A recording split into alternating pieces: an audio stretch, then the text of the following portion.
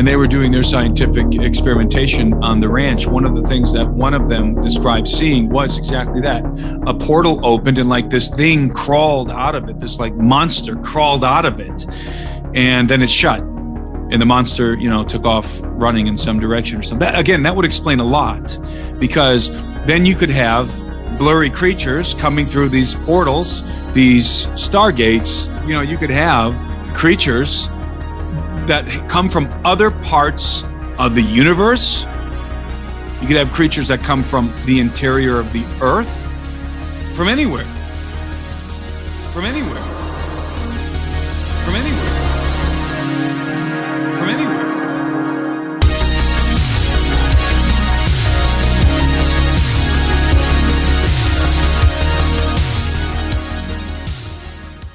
Hey, welcome back to Blurry Creatures. Thanks so much for tuning into our podcast.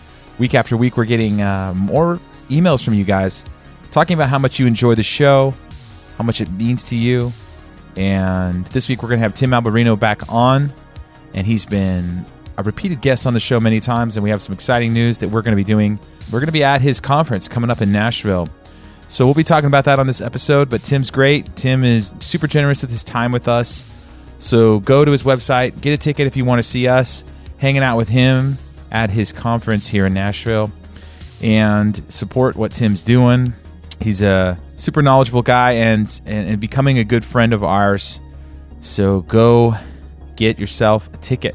And if you want to support Blurry Creatures, head over to blurrycreatures.com/members and support what we're doing. I spend all my time editing, making memes, photoshopping, videos, just content. If you like that, if you like what we're doing, we're getting closer to our goal of members. So we have a chat coming up tonight.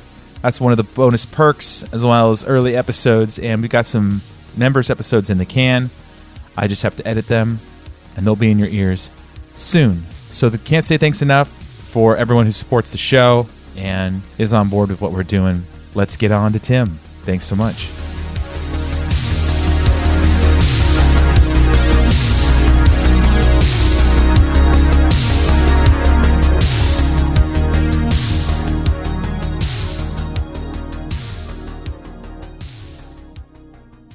The history of our Earth is so different from what we can imagine. The Smithsonian, that if they found out about a large skeleton somewhere, was to go get it. I'm going to assume at least one person is right, because if one person's right, it busts the paradigm. It all goes back to the fallen cherub. And the problem with the modern day church, they have a very truncated view of the supernatural. This backdrop that's just pregnant with all kinds of meaning associated with this Mount Hermon event. Welcome to Blurry Creatures. And this guy defects from the kingdom. That's a big deal.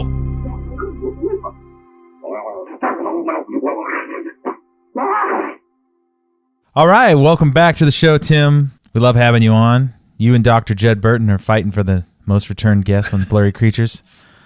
It's fight to the death. We've talked about your book, Birthright, and you got some cool stuff coming up. You're going to be in our backyard here in Tennessee. That's right. So welcome back to the show, Tim, and maybe tell listeners what you got going on before we kick off this episode. Well, it's great to be back with you guys. I always have fun conversing with you. I am doing a conference from May 6th through 7th in Nashville, Tennessee. Let's go. The conference is called the Birthright Conference, and we're going to be discussing transhumanism, aliens, UFOs, and the Bible. And I'll be speaking a lot at the conference. It is my conference, after all. I would hope so. And I'm going to be joined by Joe Ellen, who's an expert on transhumanism. And maybe some people in your audience will recognize Joe Ellen from Steve Bannon's War Room podcast. Joe is Steve's correspondent on transhumanism. So, and I've been talking to Joe.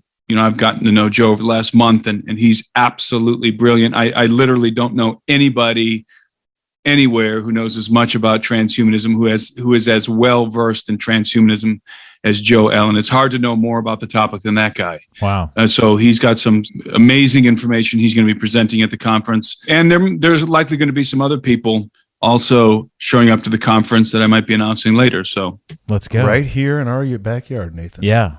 I'm excited about it. Yeah, very excited. And we're going to be there. We are going to be there, Nate. We're going to be there. So the Blurry Bros are going to be at the conference. Exactly right, Tim. You can count on us. My dad's going to be real jealous. My dad's reading your book, Tim, and he's like, I'm gonna let him know. Oh, yeah, he's a slow reader. Come on, he's listening right now too. So come on, Ed. Pick it up. There's a lot of depth in that book. He's taking his time. He's trying to digest it all. Bring him to the conference. No, I need to. Let's go. Absolutely. By the way, you can get tickets to the conference for the audience. I can get tickets to the conference by going to my website, timothyalberino.com. You'll see a banner. Follow the banner. It'll take you over to the page where you can purchase your tickets. We're also doing a VIP dinner event the night before. So on the evening of the 6th, the conference is the 7th. This special VIP event is happening the night before. It's a dinner. It's going to be me and my guests, including Luke and Nate. And so that's available also. It's only going to be 30 guests. So if you want to be a part of that, the VIP dinner event, you can purchase that as well on the same site. In general admission is included in that, as well as some preferred seating and some other things. So if you want to go, tickets are going to go fast for this thing. And so if you want to go get your tickets. Get them. Yeah. Let's do it. Come on, get them. Come hang with Nate and I and Tim, and come on down, dude. I'm pumped. I'm pumped, dude. We get to hang in person. This is gonna be fun. My favorite thing to do at these conferences is to hang out with people. Yeah. I enjoy speaking, but I really like talking to people, meeting people, and hanging out, and smoking cigars or whatever else. And so this is a great opportunity for your audience if they want to meet you guys. And meet me and meet Joe Allen and the other people who are going to be coming. And I don't live in Nashville, but I hear it's beautiful in May. So let's go. Yeah, it's right. Yeah. That's the time to be here. It is right before all of the humidity rolls in. You start sweating out your weight in water. Yeah, Montana. I can have 6 feet of snow in the beginning of May. You never know. Yeah. Oh yeah, we got to get up there too, Nate. I want to get to Montana to do some fishing, so we gotta go see Tim. We'll do like a swap. You come down and see us. We'll go see you. You want to catch some trout and rivers around here? I'm your man. Let's go. There's some megaliths in Montana too. Try to get that lady on the show. I've heard that, and I've had people send me lots of images, and local people talk to me about it. And it's only about an hour and a half drive from my house. Gotta go. And I haven't gone there. I was going to go last year, and I just never got around to it. But it's hard to tell from images if what you're looking at are megaliths or if they're artificial, if it's an artificial construction or if it's a natural formation. You have to go and you have to really take a good look at it. It's a good idea also to bring a geologist with you, and that way you can rule out the natural origin. So I have no idea if there are megaliths. I'll say this: if those are megaliths, they're huge. They're like on the scale of Sacsayhuaman in Peru. So if those are megaliths, they're massive, and it would be quite the discovery. So I do plan on going over there this year and taking a look. Although I have to be honest with you, I'm kind of doubtful that they are. My first impression is that they're naturally occurring. There's definitely some that look like dolmens, and there's this girl, Julie Ryder, trying to get her on the show. She's got it's like megaliths in Montana or something website. She's been doing study for years, trying to get her on the show, but she's like, you have to come to Montana to interview me. I'm like, and then I'll come fishing with Tim Alberino and then go interview this lady. Yeah. So we'll have to go hang out with Tim and then fishing in megaliths. What she's really saying is she's going to kidnap Nate. So don't send him there alone. The little people.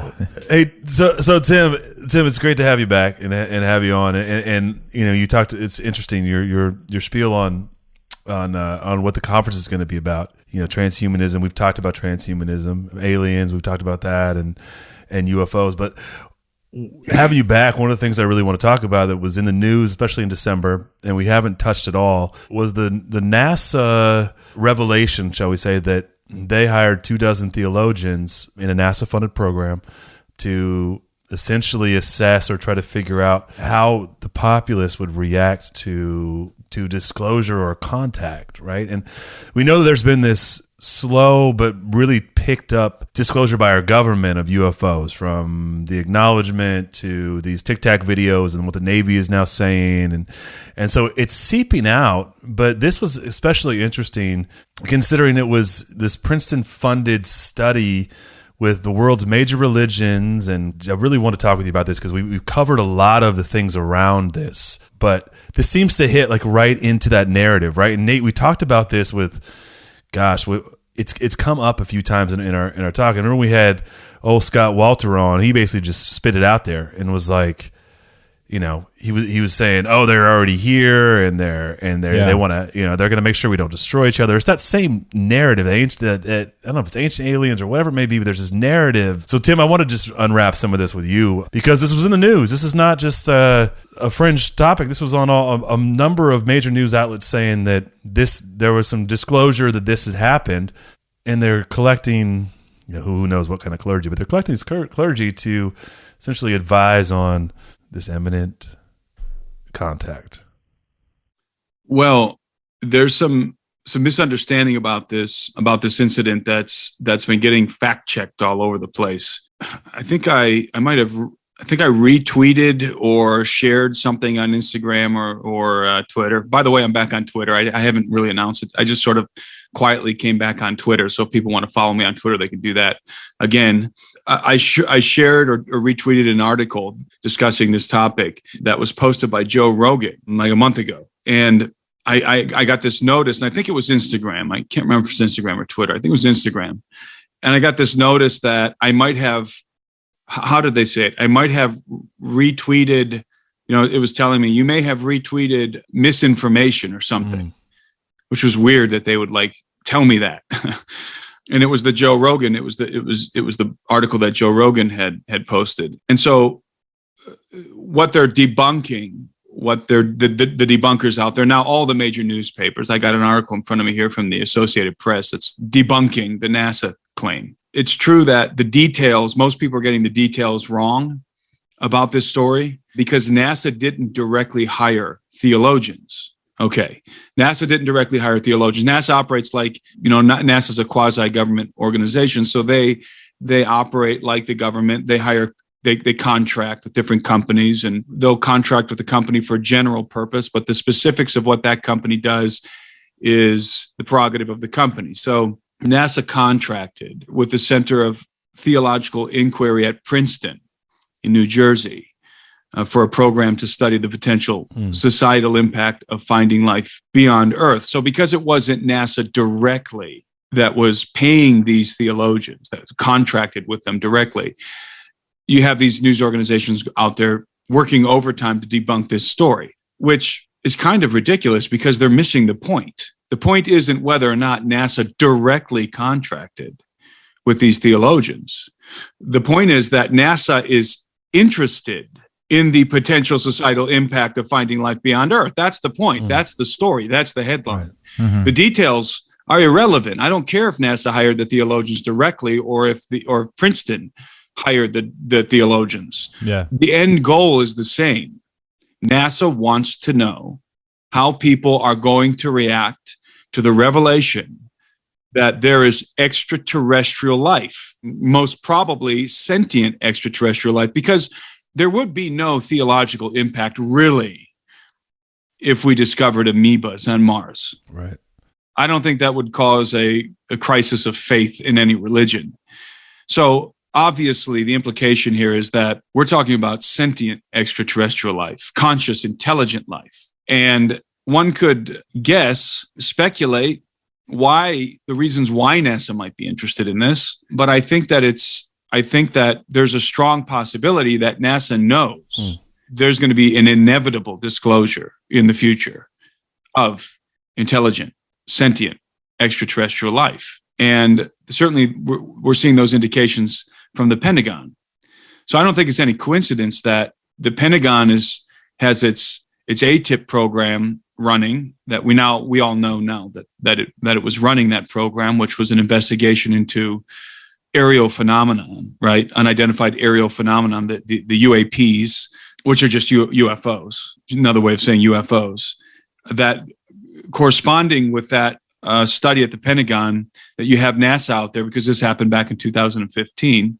So it was running concurrent with that program. NASA is consulting with theologians. Yes, indirectly, fine. Indirectly consulting with theologians through Princeton to find out how society is going to react to the disclosure of extraterrestrial life. That's the point. That's the headline. And it's just comical to me that all these and it's not just the Associated Press. I mean, for the last 2 weeks, actually, this story came out, a month ago or so? December, maybe 2 like months right after ago. Christmas. Yeah. Yeah, right. So since then, it's like all the major news organizations have been out there trying to debunk it. But they're all missing the point. They're debunking that particular detail. That happens all the time. Yeah, it's a technicality. Yeah, they're trying to like get you on a technicality. Like it's like dark money or something. Like you're like, they didn't wear NASA t-shirts, but NASA paid for it. Right, Nate? I mean, that's precisely, yeah.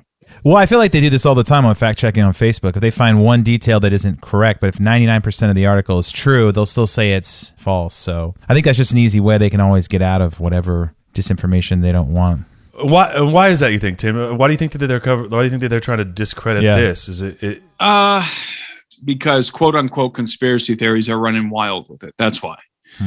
And there's just that knee jerk reaction to want to fact check everything that gets picked up by Joe Rogan, for one thing, and then by a host of other people who these fact checkers are keeping their eye on, these semi-divine, infallible fact checkers. Well, do you think that like there's certain parts of the government that want disclosure and there's other parts of the government that don't want disclosure and they're like fighting against each other? No, I think we've talked about this before on your show, but I think that what's happening is two things are happening. One, there's an acceleration in UFO activity. The UFOs are becoming, I don't want to ascribe sentience to the craft. The beings in the craft are becoming more aggressive. They're taking a hostile posture. They are hovering over our secret military installations, for example, with impunity. There's nothing we can do about it. They've been harassing to some degree. You can call it harassing because any object that gets in close enough proximity to one of our battleships or one of our aircraft carriers, the military is going to consider that a harassment, any foreign object. I mean, that's like you trying to fly a drone over a battleship that's at sea. You know, they'll shoot your drone down and then come try and catch you and imprison you for doing that. You can't do that. So, of course, UFOs, these alien entities that are navigating the craft, are harassing to some extent the U.S. military and probably other militaries around the earth, harassing them in the sense that they're following them, they're tailing them, I guess is the right terminology. They're tailing our craft, our fighters, they're tailing our aircraft and our ships. That's the first problem. Is you have this more aggressive posture that the entities are taking for some reason, and then you have the other problem, which is everybody has smartphones now. The airmen and the seamen, they all have smartphones. And so I think the Pentagon at this point just realizes that there's just no way they can cover this up like they have in the past. The Pentagon has had an ironclad policy of disclosure for many decades. And just in the last few years, they have been loosening their grip, so to speak, question of UFOs, and beginning to make admissions, astonishing admissions regarding the reality of the phenomenon. Well, I've heard several people come on podcasts and say, several channels saying they're working with the government, trying to disclose it. They just don't know how to do it. Who's working with the government trying to disclose? I remember listening to Tom DeLonge from To the Stars Academy, his whole thing. And he was saying that the deep state and several government agencies have partnered with his company trying to... No, I don't think so. Tom DeLonge's organization, I think, is faltering, let's say. I think what he means is that he was working with individuals who were highly placed in the military, whistleblowers who were coming forth and wanting to try and encourage the government, the Pentagon, to come clean with what they know about UFOs. The problem is that, and I've said this many times, and in fact, I talked to Richard Dolan about this the other month, and I considered Richard Dolan to be the premier ufologist alive today, and he certainly knows more about the UFO cover-up by the national security state. He wrote a book. He wrote several books, volumes of books on the national security state's cover-up of UFOs. And he agrees that with my assessment that because the information related to UFOs is so highly compartmentalized. One can't really say that the Pentagon is doing this or the Pentagon is doing that as it pertains to UFOs. It's individuals within the Pentagon who have a need to know regarding UFOs. And those individuals don't necessarily know more than we do. Those individuals, in some cases, probably know less than the best ufologists. They're working with the same data for the most part. Of course, they're going to have footage that we've never seen. They're going to have incidents that are not reported to the public, especially related to their aircraft and their seacraft. But for the most part, they're working with the same information we have. Then, on a much deeper level, and people refer to the deep state. Well, I think I'm going to coin a term today with you guys. I'm going to refer to a group of individuals who are part of the dumb state. And by that, I mean DUMB, deep underground military base state. Mm-hmm. Because that's a whole nother world. That's a whole nother jurisdiction, a world of black ops and black budget projects that probably 99% of the people working at the Pentagon have no idea about. There's probably only a handful of people at the Pentagon who have access to the deep underground military base, to the deep underground military bases and the maglev train that connects them to one another, the magneto-leviton train, which, by the way, can go coast to coast in half an hour. We're talking New York to San Francisco in like 28 minutes or something. Tim, how do we get on that train? They got a Bozeman. Let's get it from Bozeman and Nashville. Drone over a battleship, and yeah, right. You just don't get it. You don't come back under the ground. But so what I'm trying to illustrate here is that just because it's the Pentagon doesn't mean that these are the people who really know what's going on with UFOs. The Pentagon is mainly concerned with national security threats and the defense of the United States, conventional threats. They're thinking about China, and they're thinking about Russia, and they're thinking about the other adversaries of the United States. And these days they're thinking about quote unquote right-wing insurrectionists probably more than those other threats. And they're not privy to the information that the private contractors have. Remember, there's something called a Freedom of Information Act.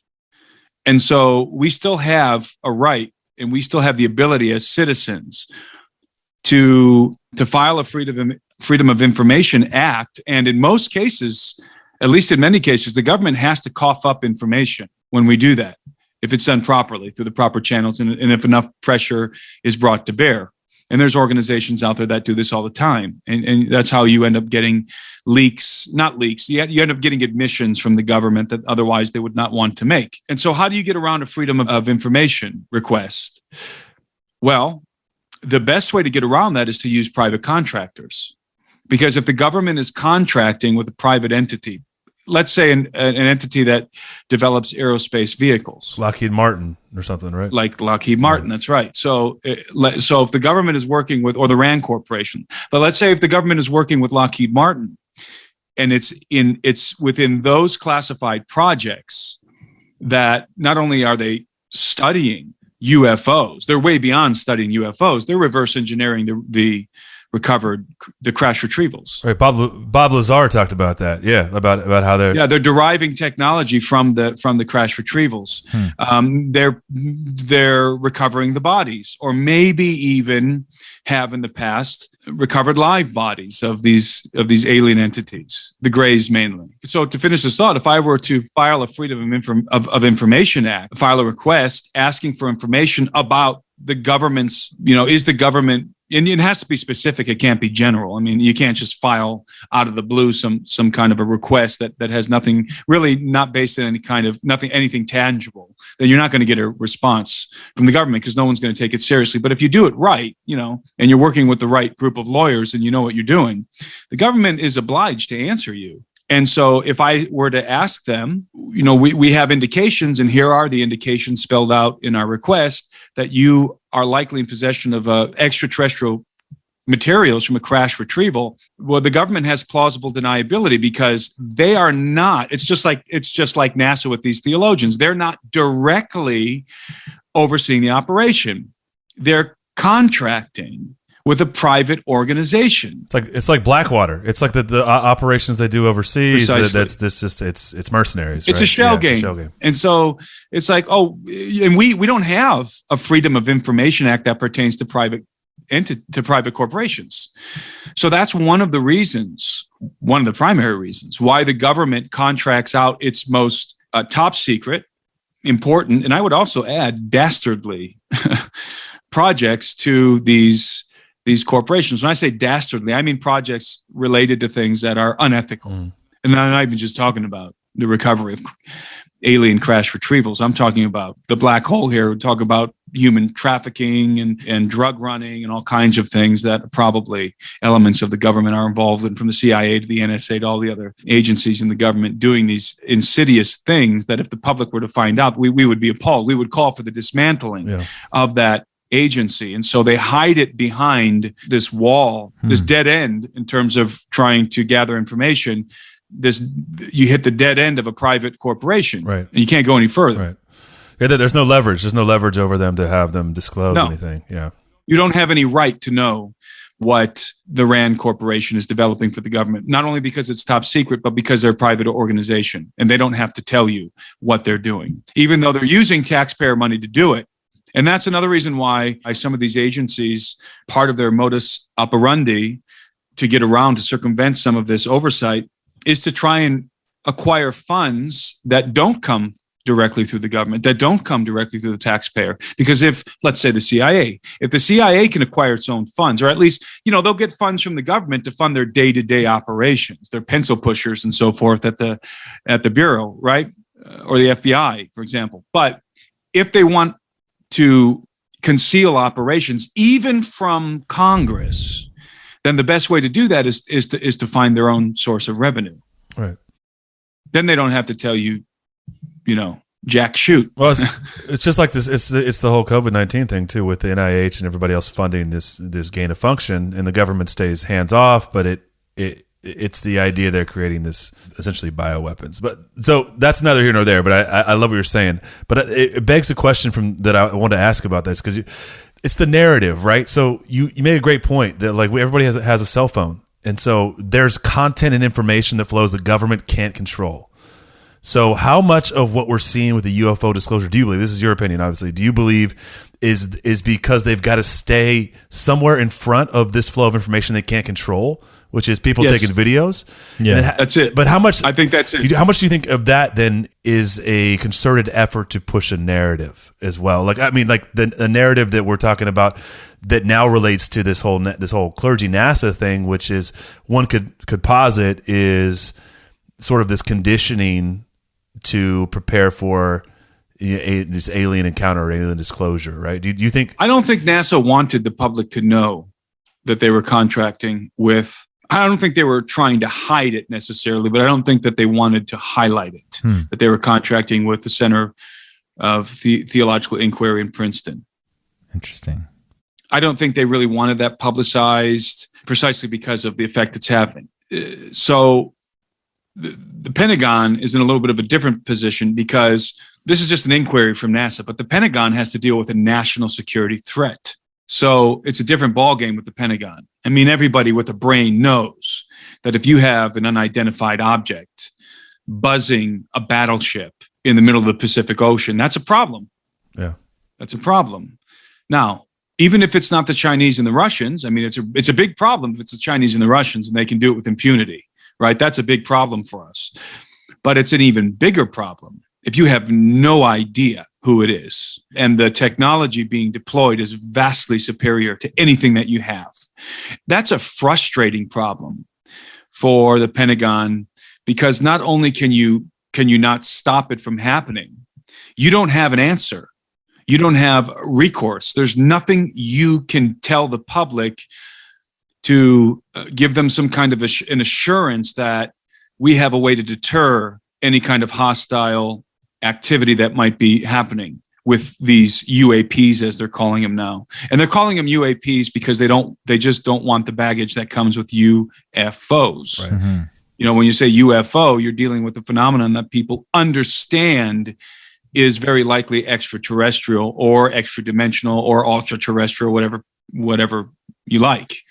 But it's non-human is the point. So they changed the terminology to try and drop some of that baggage. And that's why I don't like to use the term unidentified aerial phenomena, because it's not a different phenomena than that's been happening for the last few decades. It's the very same phenomena. There's this another shell game. Yeah. Shell game. That's what they do. That's what they do. It's bureaucracy, but this is a very sinister level of bureaucracy because, as I said, we're not talking about the deep state. We're talking about the dumb state. Right. I just want to use that term again because I'm coining it here on your show. Yeah, you've got multiple bureaucracies working together. I mean, not working together. Some of them are doing their own thing. I think some people think like it's a beast with many heads. So you think that because we're filming more with our cameras and our cell phones and we can see more, it's pushing the envelope, begging the question, we've got to do something about it. So they're going around trying to ask theologians like, okay, so how do we roll this out? Well, that's NASA. NASA may or may not be colluding with elements of the Pentagon.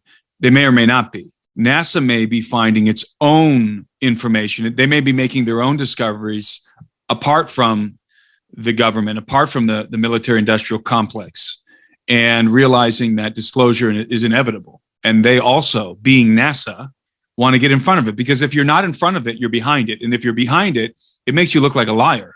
And we're already seeing the distrust of our institutions. People are losing trust in institutions and are becoming disillusioned with nearly every institution you can think of, especially governmental institutions, but the media.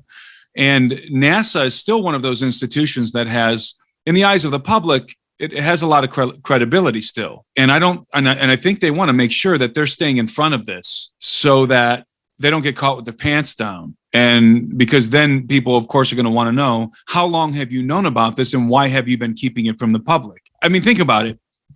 Let's say that tomorrow the Pentagon, somebody from the Pentagon holds a press conference and announces that we are being, quote unquote, visited by intelligent extraterrestrials. Well, where are most of the heads going to turn next? To NASA. They're going to look at NASA and say, excuse me? I mean, if we're being visited by extraterrestrials and you guys have been sending these rockets up and you got the International Space Station and you got cameras out there, what's the deal here? How come you haven't told us?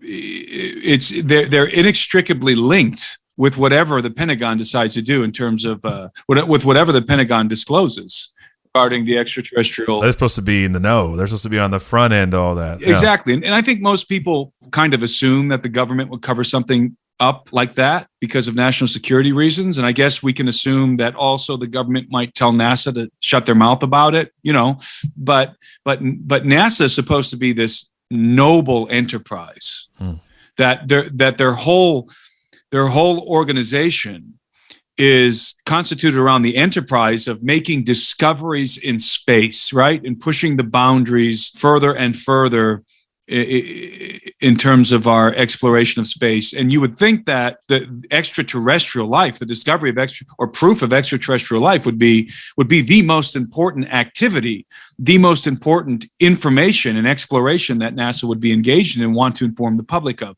So they got a real problem over there. I think it's important to remember that NASA is, for all intents and purposes, the dog and pony show as it pertains to space. And so is Elon Musk now, and so is Jeff Bezos. I believe, and I'm going to say this with a degree of confidence because I've talked to people behind the scenes who have relatives who were involved in these projects and have confirmed this to me. I believe that when we went to the moon, and right there, having said that, lots of people are going to get angry at me for having dared to suggest that we actually did go to the moon, because I think a lot of people, and probably, in this audience, I would guess a lot of people probably think that was all just a hoax and that we filmed it and so forth. But when we went to the moon, we discovered a presence on the moon. We weren't the first ones to land there. In fact, one source told me they discovered debris from what looked to be an ancient crash of some kind of an advanced spacecraft. It would have to be a spacecraft, right? If it's crashed on the moon. And that they were being watched And when I inquired, watched by whom, the answer was saucers. Doesn't only imply the grays, but it's most likely the grays if you're talking about saucers on the moon. So that's why we haven't gone back. So this is sort of I think a better conspiracy than we didn't go. I think we did go, and the astronauts were not allowed to talk about what they actually discovered, and that would explain their crestfallen countenance at that famous press conference in the aftermath of the expedition, when they all just looked like they were completely bummed out. They're muzzled. And maybe a little bit, and angry, confused. And everybody says, see, they didn't go. That's why they're so upset about it. Well, for one, it wouldn't make any sense that they would be upset about something that they knew was going to be a hoax from the beginning, would it? No. That doesn't make any sense. Like, hey, we're going to hoax this whole thing, and then you guys are going to do a press conference. So why would they decide to be all pissed off at the press conference and bummed out when they were in on the whole thing? It doesn't make any sense. It's much more logical to propose that they were so crestfallen, they were so depressed and angry because they were not allowed to tell the public about what they actually discovered. The most important discovery humanity has ever made, and they had to shut their mouths. And so there was faking of footage because they couldn't show you what they actually found. So they had to put on the dog and pony show. They had to show you footage from a much less fantastic expedition, one that was benign for all intents and purposes. It was benign compared at least to what they actually discovered. And so that would explain why there would be elements of a hoax involved, not because they didn't go, but because they did. And what they discovered was that they weren't the first to land on the moon. Yeah. And that somebody else not only has been there and from what I heard, in a very ancient context, but also is there currently with advanced aerospace vehicles, saucers, like a moon base. And so at that point, what would happen? Let's say, for the sake of argument, that is what happened. Okay, so what would happen next? So NASA, and of course the military, is watching all of this unfold with great interest. Part of the reason why we went to the moon was to get ahead of the Russians. Right. Don't forget, space race. It was a space war. So the military is watching this with great interest and is directly involved. But as soon as something as important as discovering a wreckage of an ancient landing on the moon, or at least that somebody was there before us, and especially if we were being watched while we were there, the military would immediately take over that project. Immediately, it would be taken out of the hands of NASA and it would go into the classified projects of the military, of the Air Force specifically, and it would be locked away there. And so NASA would be told behind the scenes, you're not going to the moon again, number one, so go do other things. This is now a military prerogative. This is not something that the general public gets to know about. This is now classified. You guys are now going to be focused on other things, and we're taking this whole project over. That's what would happen. Okay, and I believe that is exactly what happened. Going to the moon became the sole prerogative of the military, specifically probably the Air Force, if there wasn't a whole new agency created, a whole new department created upon the discovery of intelligent extraterrestrials, or at least others, whoever they were, that were on the moon when we got there. So that and think about it. I want you just to think about this conspiracy theory that I just laid out. It answers all of the questions, doesn't it? It explains everything. It explains some of the videos that were hoaxed. It explains the different anomalies that people have pointed out about the project and the Apollo mission. It explains, again, the crestfallen countenance of the three guys at the press conference that went to the moon. It explains why NASA hasn't gone back. It explains everything. It literally answers all the questions. Yeah. So you think that perhaps the government found out about these craft in the 30s, around the Roswell days, and then there's a specific reason that they went to the moon then, 30 years later? I think that the project was initiated in response to the Soviet Union. We knew that the Soviet Union was trying to be the first in space, which they were with Sputnik. We knew that they wanted to dominate that theater, which would potentially become a theater of war, and we couldn't let them get ahead of us. Yeah. I think it's that easy. It's that straightforward. And so we put forth a tremendous effort and invested a tremendous amount of money to get there first. The Russians were the first, the Soviets were the first in space. We were going to be the first on the moon. Yeah. And I believe that, remember, it was JFK who initiated this. I believe that it was initiated in good faith, and it was a tremendous achievement by the United States. And so I don't need to look beyond those motivations. I think those motivations explain everything. Do you think that, so we go, we see things that we don't like, we come back, and the governments get together and be like, this is what we actually saw on the moon?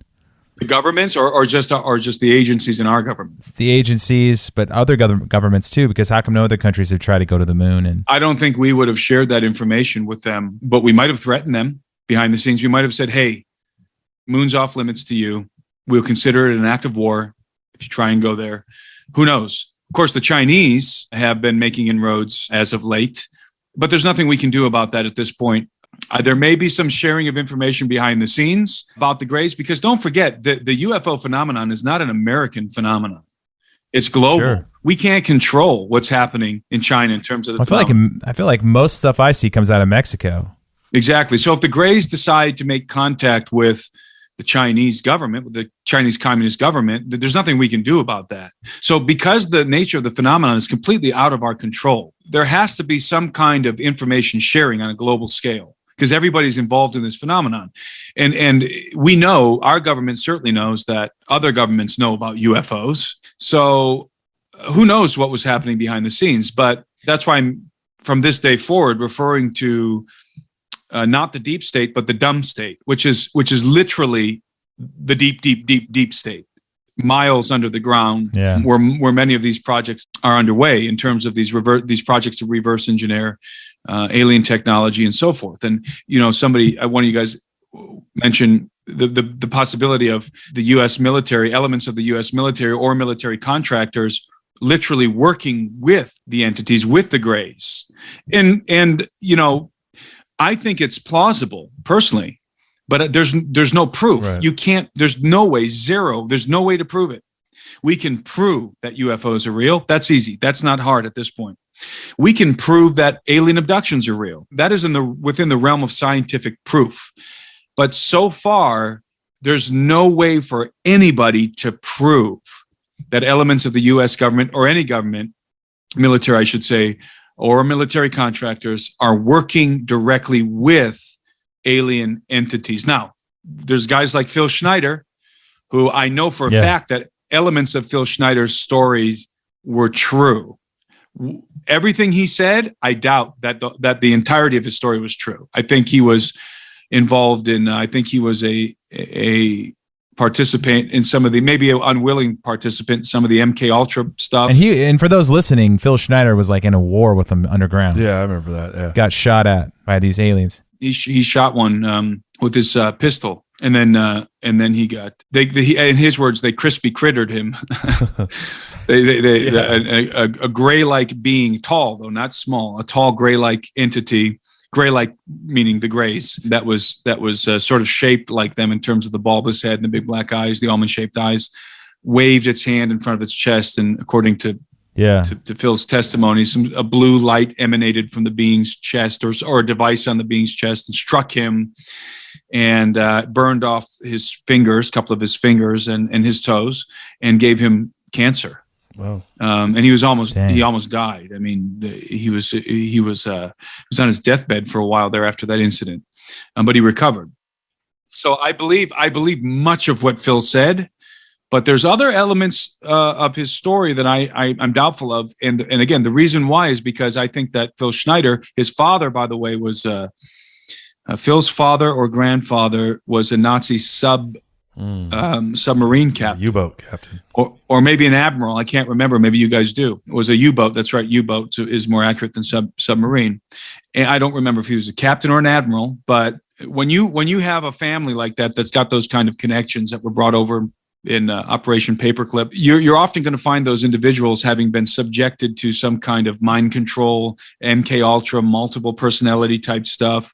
So they're complicated people. Yeah. And so you have to be careful. You have to believe what can be verified. And in Phil's case, much of what he said, I believe can be verified. Much of what he said can be verified. I mean, and just to put a bow on that, for example, nobody was talking about magneto-leviton trains back in the early 90s, except for Phil Schneider. Phil Schneider was talking about magneto-leviton trains. He described them perfectly. He said they can go coast to coast in a half an hour. They float on a 1/4 inch, electromagnetic wave, and they run in a vacuum. And everybody laughed at him. And now China's building them above ground. So what we bring to this whole conversation is the gospel, obviously, right? And that's the part of the story that I think a lot of these guys can't go into. They can't talk about, well, who are these grays and these aliens all? What are they allegiant to? Who controls all this? There's a spiritual narrative to it all. What I love about your work, Tim, is that you take it to the next level. And if NASA's trying to get ahead of the game, a lot of Christians are asking themselves, are there people in direct link with Satan? And they're all working to disclose this on their terms, in their way, and with their narrative, That's a good point, because NASA consulting with theologians, indirectly, of course, for the fact checkers. NASA consulting directly with the Center of Theological Inquiry at Princeton. There's the actual situation. Theologians by proxy. By proxy, yeah. Which isn't any less astonishing. Is nothing compared to what the Vatican has been doing. And the Vatican has been directly involved in the theological framing of disclosure, let's say, and probably other things beyond that. The Vatican has been much more interested in this question than NASA, because everybody, so this is the way that the head turning would go. It would, first you got the disclosure from the Pentagon. Let's say that if that's how it happened, then the next head turn is to NASA, and then the next head turn for many people is to the Pope, is to the Vatican. Yeah. Because what does this mean? Well, hold on. For at least for the Christian world, what does this mean? Most Christians, and again, we've talked about this at length, and it's the topic of my book, Birthright, by the way, which you guys know. Most Christians have no context for extraterrestrial life, even though we are all reading a book that presumes the reality of extraterrestrial life, and that is the Bible. And so the context for understanding this is right in front of us as Christians. It's right there. And it has nothing to do with the Nephilim or anything like that. So it's not that angle. It's actually much older, much more ancient than the Nephilim. It's the beings who were the fathers of the Nephilim. It's their civilization. It's their race that pre-existed humanity that is featured throughout the scriptures, Old Testament and New Testament, as we all know. And these beings demand an explanation in terms of the biblical paradigm, the narrative of the Hebrew scriptures. They demand an explanation. And I would say they demand an explanation in the context of what we know today in terms of our understanding of the universe. And the explanation, I think, is forthcoming. I think it's evident that this is a race of beings that hail from an advanced, ancient civilization that exists somewhere in the cosmos of creation. It is somewhere in created order, probably in the literal universe, not in a different dimension or something like that. Probably in the literal universe, somewhere out there. They come from somewhere. They have an origin. They didn't just pop into existence. And I mean, even Adam didn't just pop into existence. His biology was carefully crafted, and he has a beginning. And Adam is earthborn. We are all earthborn, but they are not. They pre-exist the earth, clearly, according to Job. And so that's a galactic narrative. That's a cosmic narrative. And that is the narrative of Scripture. So we don't have to wonder how extraterrestrials fit into the biblical narrative. It's self-evident that they do. And so if you're a Bible believing Christian, then by default, you believe in extraterrestrials by default. Now, you may not know that you do, but you do by default. You believe in extraterrestrial. Yeah. An extraterrestrial is simply a being whose provenance is not planet Earth, period. And their provenance, them being who I call the elder race, who are ambiguously designated in the biblical narrative as angels, they obviously hail from an extraterrestrial provenance. They are therefore extraterrestrials. So I think that it's really, really, and this is part of the reason, by the way, why I agreed to do this conference, is because I believe that it is so important for Christians especially to have a paradigm, a correct paradigm, not invent a new one, but have a biblical paradigm into which extraterrestrials naturally fit. Of course, the question of salvation comes up, and this is a question that the Vatican is very much interested in, but they're drawing the wrong conclusions, because that question is also already answered in the scriptures. And of course, the question is, well, if Christ died for human beings, then are we to suppose also that he died for some other faction of aliens elsewhere in the universe? And the answer is no. Clearly, according to the scriptures, because the scriptures make it clear that Christ did not die for the angels, that amazingly, he died just for us, just for the human species. Now, his sacrifice, his victory at the cross has cosmic implications, certainly. But we don't have to assume that if Christ died for the human species, then he died for some other alien species somewhere else in the cosmos, and that turns the gospel on its head. There's no reason to think in those terms. And yet, for some reason, the Vatican keeps going there. Why do you think they are? Well, they're crafting a whole new gospel that includes extraterrestrials. So they're not deferring to the biblical narrative, and they're not understanding extraterrestrials as they naturally appear in the scriptures. Instead, they are they're redefining the gospel. Is that because most of the world lives in this medieval thinking about the angelic and the angels, and not that this all interacts, and that there's got to be salvation, right? You got to graft the ETs in as well, because there's salvation for all, instead of understanding that these beings exist in the kingdom of heaven. That may explain some of the more innocent contemplations by members of the clergy. Okay. At the Vatican. But I think there's something much more insidious going on. I believe, and when I say the Vatican, of course, the Vatican is composed of a diverse group of individuals and organizations and orders and so forth. But generally speaking, the hierarchy at the Vatican, I believe, are getting ready to receive the Antichrist as the return of Christ himself, that he's going to be presented to the world as this superior extraterrestrial being. And as many have postulated, that he's going to be received as the savior of the world, him and his cohort, his consort, which I refer to as Apollo and his consort in my book, that these beings are going to be received as gods and are going to lead the world into great delusion, right?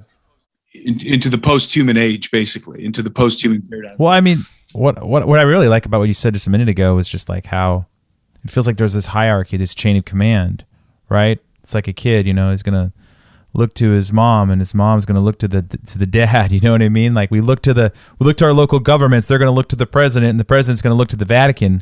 Ultimately, it's a spiritual question at the end of the day. What does this mean for human existence? Like we're going to look right past our governments, and we're going to look right to the Vatican, because they're the biggest religious entity in the world, and they're going to tell us what this all means. Yes, that's true. And the Vatican is going to have an answer. Yeah. And most Protestant pastors aren't going to have an answer, not an adequate one. Because if you ask most Protestant pastors, if you ask them, are extraterrestrials real? Are aliens real? Do they exist? And most pastors will laugh that off. Of course not. No. Or some will say, oh, they're demons. They're just demons. Those are just demons or fallen angels, right? Those aren't good answers. If you ask me, hey, Tim, do extraterrestrials exist within the biblical paradigm? My answer is yes. Of course they do. Of course they do. So if there's a disclosure of an extraterrestrial presence, I'm not going to be surprised. I expect that to be the case already. Right. Because again, I believe that the biblical narrative presupposes this. So this reality. So I'm not going to be surprised. It comfortably fits into my worldview. It's not going to shake my faith one bit. I already expect that to be the case. So, hey, Tim, with that context, I got a question. I've been wanting to ask this from the beginning, because we've unwrapped with you in past episodes abductions, and we presuppose that these different types of extraterrestrials. So with that whole narrative that we talked about, sort of the end there, what do you think is happening right now? Why are they going and they buzzing nuclear sites? Why are they going and buzzing top secret sites? What do you think is, we don't know this, but what do you think is happening? Because we would expect this to end in some crescendo where we have this ultimate Antichrist figure who is extraterrestrial, who's coming to, bring peace and save us from ourselves. That's the narrative, right? But what's happening right now? Why do you think, is it to say that we have no control over our own airspace? Is it something else nefarious? Especially when we talk about the different factions that you kind of laid out in past episodes. Exactly. Right. What do you think? What do you suppose is going on? Well, you have to identify who they are. So, the UFOs. Yeah. Are they? Most of the UFO activity are the Greys, but they're not the only ones in possession of advanced aerospace craft. These entities that we call "quote unquote" fallen angels, right? Which I like to refer to, which I think is much more accurate to refer to them as the apostate sons of God, the insurrectionists, the real insurrectionists. They're in possession of the same technology, if not greater technology. So those guys, who in my book I make the case that those are elder siblings, good and bad, right? The good ones and the bad ones are not two distinct races. The good guys and the bad guys, they're the same race. It's not like there's a race of good angels and then there's a race of bad angels. It's not like the good angels speak one language and use one kind of technology, and the bad angels speak a different language and use a different kind of technology. No, they come from the same civilization. They have the same knowledge. They look exactly the same. Now, whether they dress the same or not, I don't know. but the bad ones were all black all the time. They're the same race. Those guys have been around since the beginning. So there's your ancient astronaut theory. Right. That's the part of it that I agree with. Have extraterrestrials been interacting with human beings since the beginning of human history? Yes. Eve was talking to one of them in the garden. So yes, the answer is yes. And it wasn't a snake, and it wasn't a reptilian either, by the way. It was a 30-some looking young blonde guy with either blonde or golden blonde hair and probably blue or green eyes. That's my guess. It wasn't a snake. The snake is a reference to his primary attribute, cunning. He's cunning. So that's that faction.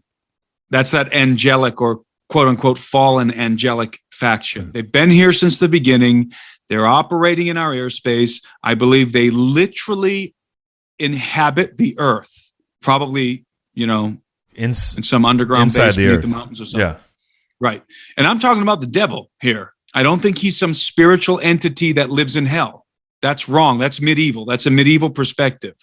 That's not correct. These are physical beings who use technology, and they are inhabiting the earth in the same way we inhabit the earth, except for they're probably under the earth. And again, they've been here since the beginning. Then we have this other faction, and there may be more. I always say this, there may be more factions. I don't know.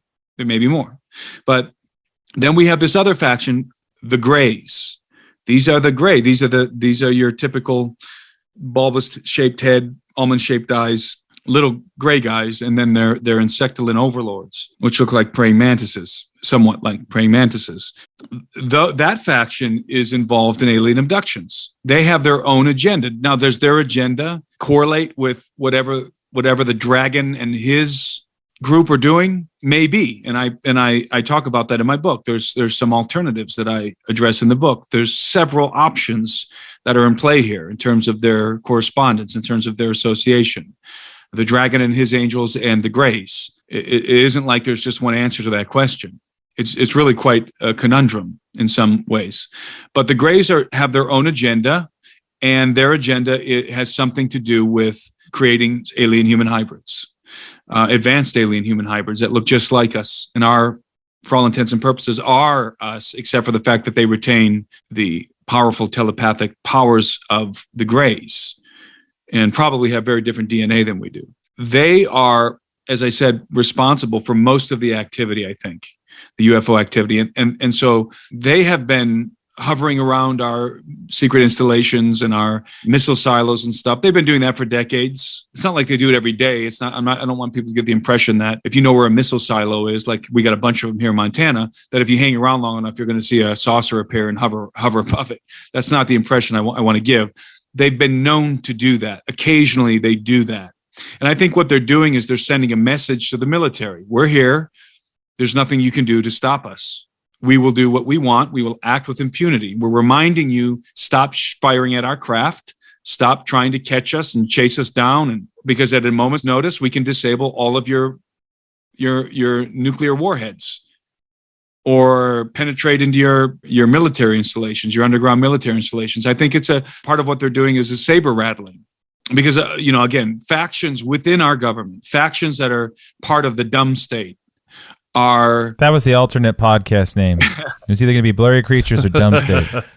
Hey, I think we should make some T-shirts that say "Dumb." I think we should with a picture of like a gray on the front or something, or a maglev train. But anyway, The point is, I think it's saber rattling to some degree. Who knows? Who knows if elements of our military are in direct contact with the Greys, are working with them, and I would assume that there's definitely a sort of a Cold War going on with the Greys. Can we shoot down their craft? I think we can. Some years ago, I want to say maybe 5 years ago, there was a video that surfaced online. I don't know if you guys saw it. And as far as I know, it hasn't been debunked. And it's a video that was taken from the International Space Station. And you can see in the distance on the horizon of the Earth, you can see right above the horizon of the Earth, you can see a craft that looks like a saucer. And it's moving around. And then suddenly you see like an energy beam come up from the Earth, and it just misses the saucer. The saucer moves out of the way before the energy beam hits it. Do we have that technology? We do. We can do that. We can do it using the atom smashers. For example, we can produce energy beams, energy weapons using the Large Hadron Collider or our collider here in the United States. That's one of the reasons why China's developing a collider themselves, because it's got massive potential for the development of energy weapons, among other things. But yes, we can, and this is common knowledge. I mean, you can find articles in Popular Mechanics or whatever, magazines like that, talking about these energy weapons. We can produce energy weapons. So can we bring down UFOs with high intensity energy weapons, beams of laser beams? Really. And I think the answer is that we can. And we probably have figured out ways to interfere with their whatever technology they're using. They may, they probably have an Achilles heel. They're not infallible. These are not infallible beings. Their technology is not divine. It's just hardware. And I'm sure it has weaknesses. And yes, they crash. And people say, how are they going to come from, travel light years to Earth and then crash? Well, why wouldn't they? What? So if we traveled to Mars, it would be unthinkable if one of our craft crashed when we got there, or some kind of a technical failure happened and you had an explosion. Why would that be so amazing? I mean, that would be like somebody living back in the first century, seeing a fighter jet zoom over let's say in Rome, zoom over the city of Rome, and somebody's wonder if that mechanical thing flying in the sky could crash, and the other person scoffs, if they can fly that fast and cover the whole city of Rome in a matter of seconds, why would it crash if it could do that? Well, because it's technology, right? And because there's no perfect technology, there's no fail safe against stupid mistakes. There's a lot of bad drivers out there, right? Maybe it's a bad driver. Well, just because these aliens are sophisticated and they have advanced technology doesn't mean that they're infallible and that they don't make mistakes. Right. You can have a gray alien, flying around in a saucer and I don't know, fall asleep at the wheel. Right. Yeah. Or whatever, or spill his coffee on his lap. Not, whatever. Yeah, maybe he had too many pops at the cantina, at the alien cantina before he got out on the road. Exactly. And so it just doesn't make any sense. Some of these arguments are so stupid. They're illogical. They sound so smart, but they're really dumb. Yeah. Of course they can crash. Why wouldn't they crash? Just because they come from somewhere really far away. You don't even know how many of them maybe crash on the way. Well, people often describe, just how mechanical they really are. You see the lights flashing you see the mechanism of that they are designed like similar to what humans would make, but just far beyond that. So you got to wonder, like they got brake lights on those things, it seems like, or something. The lights, they have some kind of a purpose, right? Otherwise they wouldn't have them. And then you got your crowd who says, no, those are just fallen angels or demons or something. And of course that's just completely irrelevant to the conversation, because that assumes that quote unquote fallen angels or demons have metamorphic powers, that they can metamorphosize into inanimate objects. In other words, an angel can somehow, like a transformer, turn itself into hardware with blinking lights, which I think is absolutely ridiculous. And I wish people would stop thinking that way, because we don't think that way about anything else. Optimus in the Prime. world. Yeah. Exactly. And at least Optimus Prime, he could only turn into one thing. He was just a machine. He turned a different machine. It wasn't turning from a, No, I think. Yeah, he can only turn into like a Mack truck for some reason, right? And why would you choose, by the way, if you are a transformer, why would you choose to turn into a Mack truck? For freedom. Why wouldn't they all choose to turn into a stealth fighter? Well, maybe they want to be on the freedom. Maybe they want to be on the freedom convoy. He was just ahead of his time. Why turn into a truck with wheels driving on a road like 1,000 times slower than a fighter jet? That doesn't make any sense. Yeah, dude. He's just trying to feed the nation. So no big deal. But we talked about on the show that it's not the craft, but angels are in the craft. Yes, that's it. So it's the craft is being piloted by the, again, quote unquote, fallen angels, or the good ones. Doesn't have to be. Why's it got to be the bad guys? Why can't the good guys be flying around in them? There's no reason. There's no reason whatsoever why the good guys can't be flying around in the same craft. So Tim, I had a question. Someone brought up on our show recently. I think it was Doug Hamp was talking about how at the baptism of Jesus, the heavens opened. Do you think that these craft can fly to and from the heavens? Oh, yeah. I mean, they're aerospace craft. Just like... When you mean heavens, you mean what, like outer space? It seems like at that point in the baptism, they could see into heaven. So, I mean, it could be a Stargate to some other place, or it could just be this realm right above us that we just can't perceive. Right. Well, Stargate's I think is a I just wonder. Practical explanation. We talk so many times, and it's great. It's fun to speculate and postulate about all kinds of weird things, sci-fi things. It's fun, and I do it all day long. I'm not against it. I think I'm just trying to think where they flying from. No, but you mentioned Stargate, and when you say Stargate, you're not in the realm of speculation really anymore. You're crossing over into a practical scientific principle, a wormhole. So and of course the wormholes are derived in Einstein's field equations, and most physicists agree that wormholes are entirely possible, and that if we could produce enough energy, like Michio Kaku points out, we could open one ourselves. We basically know how to do it. We just can't produce that amount of energy. We don't know how yet. So if we did have access to that amount of energy, and the amount of energy required to open up a wormhole it's almost unimaginable. And I think we're going at it the wrong way. The way that we derive energy from the material world is like the dumbest way to do it. We make things explode, basically, which is like the dumbest way to get energy out of nature. Yeah. And that's not how I think these other entities derive their energy. I think they have much more sophisticated, for sure, they have much more sophisticated ways. Yeah, we've talked about that just with the megaliths, the way they built those things, obviously. Yeah, so if you open up a wormhole, a Stargate, between two locations, what you're doing is you're folding space-time between the two locations.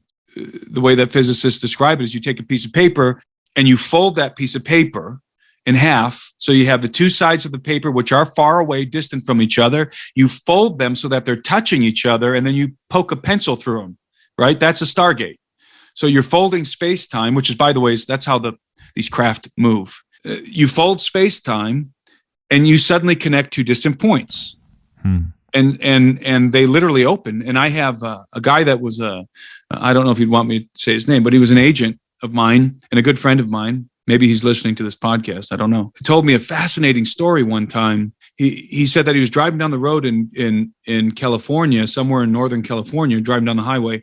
And I believe he said he was on the phone. I can't remember if he was on the phone with somebody or not, but he's driving down the road and he traffics down this highway every day. I mean, this is routine for him.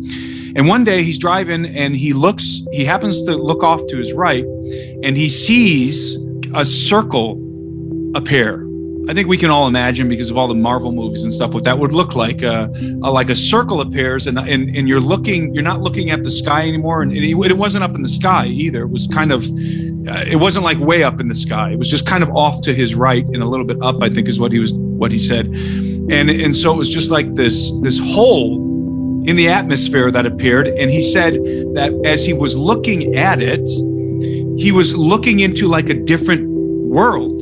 It was a different world with a different landscape, completely different landscape. And then suddenly he saw two saucers, or one saucer, I can't remember, a saucer or a few saucers come darting out of this thing. And then it closed. And then it closed. And then it closed. And then it closed. And then it closed.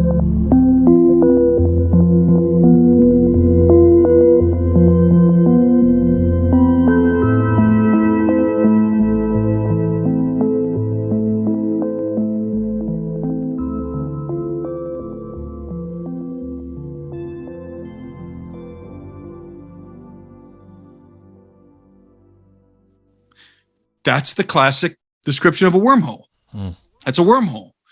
So if that technology exists, if these beings can harness, or any beings, good, bad, or indifferent, can harness that technology and bridge the gap between different, let's say, planets. And I know when I talk like that, lots of people get upset because there's still a lot of people who believe in flat Earth, and that's just fine.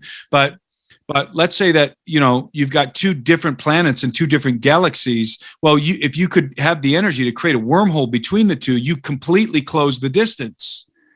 And so effectively what you would see is that wormhole, when it opened, you would see that other world.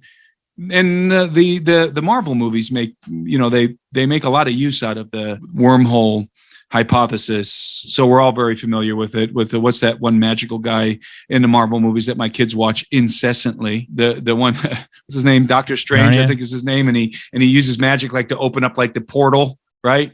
And on the other side of the portal, it's like a different world or a different room. And, he can throw somebody into it or open up the portal beneath their feet so they fall into it. That's just a wormhole. In principle, in theory, wormholes are perfectly natural in the universe. You can open them. I can't prove it, but I personally 100% am convinced that the angelic race and possibly others, the Greys, can open wormholes. And that explains a lot, just like the moon landing thing I talked about. If they can open wormholes, that explains a lot. Yeah, Bigfoot of what we see. Bigfoot for one, right? Coming through portals. Yeah, and I don't know that Bigfoot can open a wormhole. I think maybe somebody else opens a wormhole for him. He just walks through it. Yeah, he just goes through it, because to open a wormhole, it would require technology. Again, it would require an almost unimaginable amount of energy to do it. Well, we brought on a guy that has a serpent mound in his farm, Roger. Yep. If you're listening out there, what's up, Roger? He said the same thing. He described all these beings coming out of what he described like a Stargate. portal near the serpent mound. Sure. And there's just all kinds of demonic creatures coming out. Sure. I mean, you have the famous account at Skinwalker Ranch, and they were doing their scientific experimentation on the ranch. One of the things that one of them described seeing was exactly that. A portal opened, and like this thing crawled out of it, this like monster crawled out of it, and then it shut. And the monster, took off running in some direction or something. Again, that would explain a lot, because then you could have, to use the title of your show, you could have blurry creatures coming through these portals. Hey, no, now you're guaranteeing you're guaranteeing a spot on the intro now. Yeah, that's it.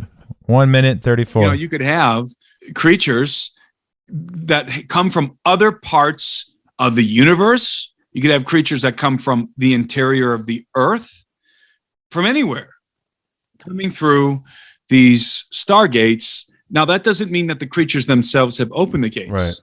By the way, it means either maybe they did, but I don't believe that they open gates like that. I think it's technological. You have to have the technology to open a gate like that, just like we just like they have to have technology to fly through the heavens. They can't just, they're not just by nature, these, sometimes people think of like angels. By nature, they're just like almost like gods.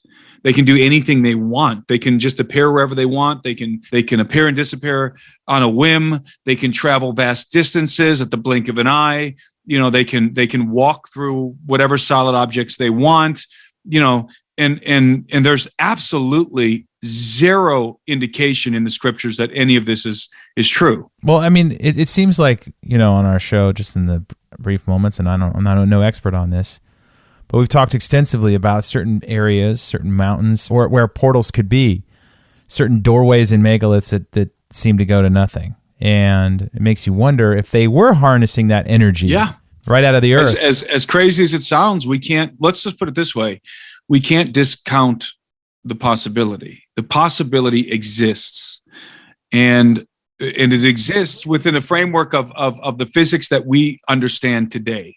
Well, I mean, clearly we don't understand energy the way they did. No, we don't. And I think we've talked about this before. We've taken one out of who knows how many paths to develop our technology. Right. Our technology is based on electricity and explosions. Right. Combustion. That's what it's based on. Yeah. It's electricity or some kind of combustion. That's how we make our things work. We harness electricity or we blow things up. And electricity probably is probably a lot more useful than we think. I think Tesla was developing some technologies that would look fantastical to us today if he would have been allowed to finish his work and didn't lose funding and wasn't suppressed. So even electricity, I think we barely understand electricity. I personally think we understand what it is, we understand how to produce it, and we understand how to harness it. But I think that there's a lot more that can be done with electricity that isn't being done for whatever reason. But propulsion by way of combustion is like a caveman, rolling around with carts with stone wheels, pulling carts with stone wheels. That's what we use. We use that kind of technology. We got to blow things up. And this is what we use in a conventional. It's fun though. This is our conventional technology, but this isn't the technology that the military is using behind the scenes. That elements of the dumb state are using behind the scenes. Well, that's what a lot of guys like Heiser say. That they take position that this is just the government are flying these things too. Well, guys like people like that just have not taken the time to examine the data. And when I say the data, I'm primarily talking about the abduction phenomenon, because within the abduction phenomenon, you have a proof, I would say indisputable proof, that this is an extraterrestrial phenomenon and that these are non-human entities who are physically, and we've talked about this ad nauseum, are physically abducting people. It's not a primarily spiritual or supernatural or multidimensional phenomenon. It is a physical phenomenon. And is the government abducting people? The military? Probably. I mean, it wouldn't surprise me that they're doing this. And they may have a whole lot of reasons why they would be doing it to some extent, but there is no way that even all the militaries on Earth combined could be abducting the millions and millions of people who are being abducted routinely and doing all the other things that happen during an abduction. There's just no way. It's completely implausible. And frankly, I think that explanation, frankly, is stupid. Well, it's just, I mean, obviously not everyone can be an expert on all these topics, and then you pick your road and you go down it. But I mean, the sheer numbers of things would explain that it couldn't be the government. There's just not enough manpower. It's a unwillingness to embrace the physical reality of the alien presence. Well, we talked to Tim Mackey recently, and we talked about heavens and earth and just these realms. It constantly comes up on our show of trying to figure out how heaven and earth meet. So the Stargates, the portals, the megaliths, the energy. It's just right in our wheelhouse of how do these blurry creatures come to and fro? Hey. Can Bigfoot go through portals? Does the Vatican know all of it? Stargates really? I mean, wouldn't you guys agree that Stargates answer a lot of the questions? Yeah. They really do. I think about David Paulides too. Like I think about like all these people that and I don't know how much of that we would give to the abduction program or how much we'd have to portals. But there's these just he takes these fraction of this data of these cases where there's just an unexplained disappearance, where people seem to walk into nowhere and never return. The abduction, you mean as it pertains to the abduction phenomenon? That or portals and portals, the missing people. Right, okay. Yeah, the missing people. He does the missing 411 stuff, and you're like, some of this stuff is so bizarre. It's like someone walked into a portal or walked into a whatever you want to call it, and then didn't come back. Like Are there naturally? Here's another question that might relate to that. Like tornadoes? Are there naturally occurring stargates? Yeah, I think so. I think there's some in Bermuda Triangle. Yeah, I think that the answer would be yes. I think that there are naturally occurring stargates, and maybe I think people just sail through them. And where do you go when you go through that gate? Narnia. Well, I mean, that there's one way to look at the Narnia. I grew up obsessed with Narnia. I think I told you guys. On many occasions when I was a little kid, I would close my eyes and walk into the closet, desperately hoping that I would escape the boring suburban life I knew, and be confronted suddenly with a faun or something like that, or find myself in this fantasy world that was just a bajillion times better than middle school. Right. It's interesting though, the concept of the wardrobe. You can either think of that. There's two ways that you can think of the wardrobe, and most people look at it as if it's like a dimensional gateway and you're in a different dimension. Well, you can also think of it as a Stargate. If it were, and I'm not saying, obviously that's a fantasy story. It's a fictional story, The Chronicles of Narnia. But if you think of the wardrobe as a Stargate, then you don't necessarily have to be in a different dimension. You're just in a different part of the universe. As I stressed earlier, a Stargate connects. A Stargate is not a connection. Now let me use the scientific term. A wormhole is not a connection between the Earth and a different dimension. A wormhole is a connection between two disparate places in the universe. So it connects two different locations within the physical universe. As I said, they could be on two different sides of the universe, and they're connected through a wormhole. So I think a lot of us have a tendency to think about a Stargate or a wormhole as a gateway into a different dimension, which isn't necessary. And the reason why it's not necessary, as I say all the time, is because none of us have ever seen another dimension. We don't know what another dimension looks like. And if you're looking at, as my friend who saw that Stargate open, that wormhole open and saw those craft come through, and he's looking at a different world, there's no reason whatsoever to suppose that that's a different dimension. None. In fact, it's counterintuitive. We should suppose that that's just a different part of the universe. Again, whether it's somewhere else on the Earth, whether it's like, it was the Himalayas or something, or whether it's the surface of Mars or the moon or somewhere else. There's no reason to make the leap. I am a proponent of different dimensions, but I think that they're different facets of the universe. They're dimensional facets of the universe. They're not like different worlds. It's not a completely different world. It's not like a spiritual world or something that you go to if it is indeed a different dimension. It's just a different dimensional facet of the same universe in which we all inhabit. That's the Occam's razor explanation of a wormhole. That's the Occam's razor explanation. The simplest explanation isn't that, the UFOs are appearing from a different dimension. They're appearing from a different locality in the universe. So the Beastie Boys had it right the entire time. It says intergalactic planetary, another dimension. It was all they nailed it. The great philosophers of our generation.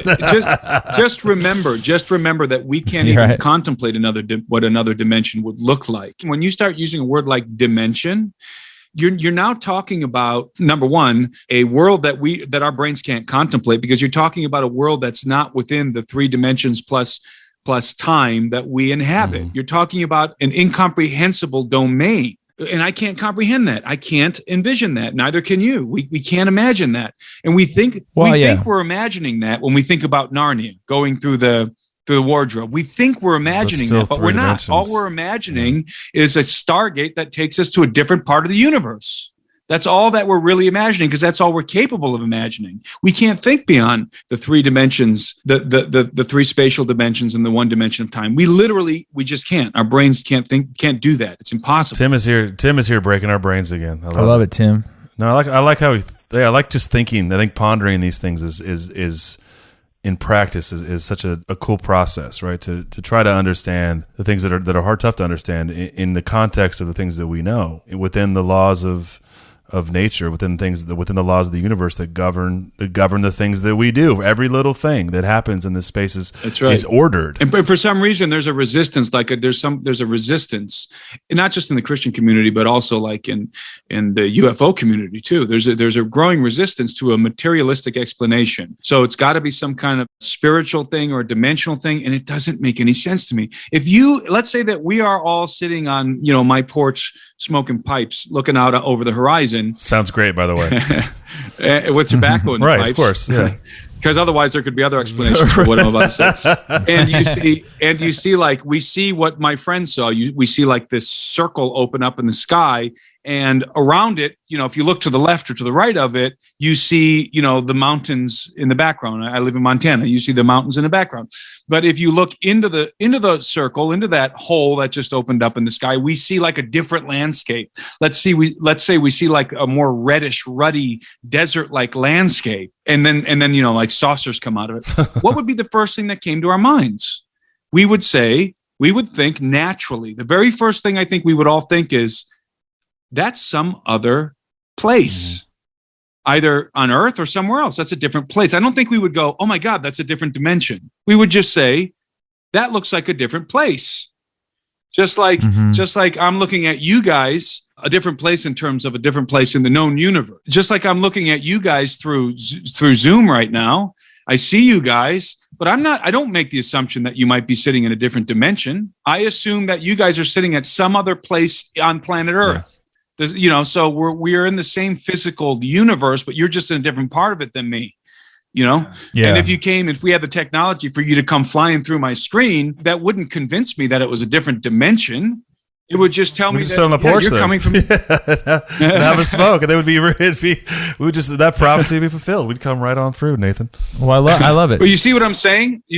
Why do we leap over the most sensible and easiest explanation? How come we got to leap over that? How come we got to why do we discount that? Well, so Jesus' baptism, he's just looking, the heavens are open. It's like a giant Stargate almost, and we're just looking right into heaven. What if he's looking at the kingdom of heaven? Yeah. Yeah. And by the way, why can't the kingdom of heaven be located somewhere in the universe? Why not? Why not? Why can't the kingdom? And of course, the kingdom is more than just a locality, but it does have locality. It's somewhere. It's a place. It's more than a place. It's more than a place. Certainly, there's a theological profundity there. It's more than a place, but it's also a place. So why does it have to be like some spiritual realm? Why can't it be somewhere in the universe? Well, certainly they're flying something from somewhere with brake lights. If God has so little use for the universe that he made, I don't think so. I think he made the universe, and everything that's happening is happening inside the universe he made. And so, again, I don't discount different dimensions, but I think people confuse an imperceivable spatial dimension of the universe that we inhabit. They confuse that principle with a multiverse perspective. Like there's a whole different universe. You see what I mean? Parallels. So the multiverse, stuff, there's a completely different universe that's parallel to ours, that's running on different laws of physics, and everything's different, and it's like parallel to ours. That's a paranormal explanation. And that's an explanation that actually a lot of physicists like, because even like Michio Kaku loves that explanation. Like there's a bunch of bubbly universes like bubbles in a bathtub. And the reason why those guys love those explanations is because it allows them to circumvent a creator. It allows them to circumvent the problems with our universe in their minds, that it looks like it was created. Right. So our universe looks like it was fine-tuned and created, and they know that. And so they can circumvent that problem by imagining all kinds of different universes, so that the fine-tuning of our universe, it just looks like it's fine-tuned because it's our universe. But there's other universes that are parallel to our universe that aren't fine-tuned like our universe. They have different laws of physics. It's just, as I said, it's a circumvention of the biblical fact that our universe was created. That's why I love you bringing on you, Tim, because you bring on all the weird stuff the church doesn't want to talk about, but you bring in the gospel that the UFO community doesn't want to talk about. It's this great hybrid. And look at there. hybrid of both of these camps that the discussion needs to have happen. And you're putting this all into practical terms. Like Jesus is sitting there looking right through a Stargate to heaven, and why not? And why not? Yeah, it's something we can understand. And obviously the craft that they're flying around, it looks like something that we might build in 500 years. Exactly. And we will build in 500 years if we're around that long. Right. Tim, thanks so much, man, for coming on, breaking our brains again, and we're excited for you to... The dumb state. I honestly, Tim, I want to do an episode on... We haven't talked about the dumbs at all. Well, you got to call it the dumb state. So every time you say that, you owe me $1, and every time. Well, now we gotta do a dumb episode now, and then we'll with you, and we'll talk about the dumbs, and then it'll just be like Inception level dumb, right? Because two dummies asking dumb questions about the dumbs, Inception. Yeah. That's good. Yeah, it'll be Inception. Different levels of dumb. Exactly. And just to reiterate, I want to encourage everybody to go to the Birthright Conference. Come see us. Come see me. Yeah. And Luke and Nate in Nashville, Tennessee, from the 6th to the 7th of May, not March. Go get your tickets. And I forgot to mention that the tickets are on sale. They're 20% off right now. I don't know how long that's going to last. So go get them now while they're on sale. And it's going to be a blast. I mean, we're going to have fun. We're going to talk about stuff like this all day long, and it's going to be fun. Yeah. And we'll be promoting that, we love it. On our channels as well. We'll make some dumb videos. Just two dummies making dumb videos about the dumbs, and there we go. It's endless fodder really for jokes here. Well, thanks, Tim. Oh God, appreciate it, brother. Yeah, that's all we know how to do. Thank you, Good guys. to see you, man. Pleasure, Tim. Yeah, we'll have to. I'm excited to hang in person. This is gonna be fun, and hopefully we'll see you before, at least in this context, before May. But definitely we'll talk about the dumb. Now I'm excited. I'm excited to hang out with you guys and finally meet in person. And I told you guys off of before we started recording. There's some other very interesting people coming to the conference. So I can't announce them yet, but just so your audience knows, there's some high-profile, interesting people coming too. So it's going to be. This is not going to be like a conference that people are used to. This is not just another Nephilimery conference. This is going to be something very unique. Well, Tim, thanks, man. Appreciate it, brother. Yeah, bud. Anytime.